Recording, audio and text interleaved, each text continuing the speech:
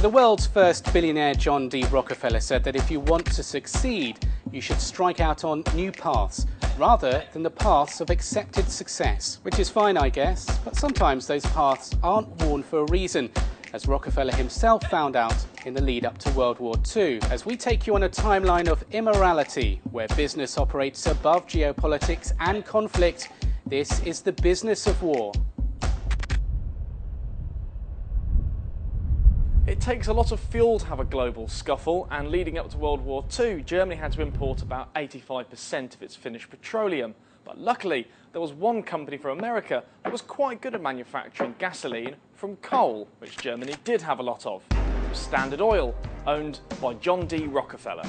A report from the US Embassy in Berlin, dated 1933, said in 2 years Germany will be manufacturing oil and gas enough out of soft coal for a long war. The Standard Oil of New York is furnishing millions of dollars to help. And that they did. Through Standard Oil's expertise and delivery of that ability, they literally fueled Hitler's army and made World War II possible. Standard Oil weren't the only ones getting in on all the cash flying out of Germany during the war, though.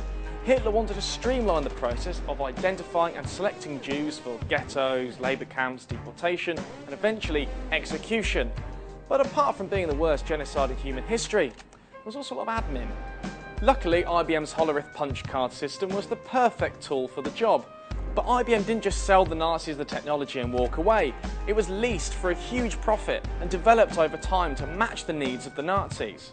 So remember, the customer is always right. Wing. The Al Yamamah arms deal saw a number of arms sales, primarily from the UK's BAE Systems, to Saudi Arabia, in return for the supply of 600,000 barrels of oil a day to the UK.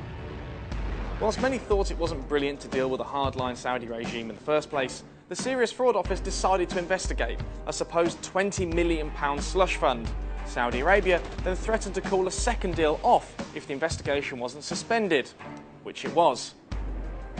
The High Court then ruled in 2008 that the SFO had acted unlawfully by dropping the case, and that ministers had buckled under blatant threats from Saudi Arabia.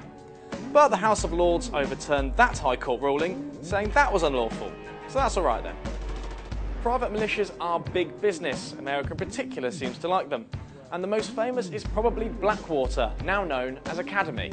Eric Prince, the billionaire founder of the company, was asked by Sheikh Mohammed bin Zayed Al Nahyan of Abu Dhabi to build an 800-strong private battalion for $529 million. Eric Prince did an interview in an Emirati newspaper praising the pro-business climate of the UAE. He also did an interview where he was quoted saying, "We are not mercenaries, but they do get paid to fight in wars." Whilst these sorts of deals so often happen behind closed doors, now they just happen in plain sight. In July this year, the somewhat dubious Qatari regime signed an $11 billion deal to buy US Raytheon-built Patriot missiles, with US Secretary of Defense Chuck Hagel on hand to shake hands with Qatar's Defense Minister.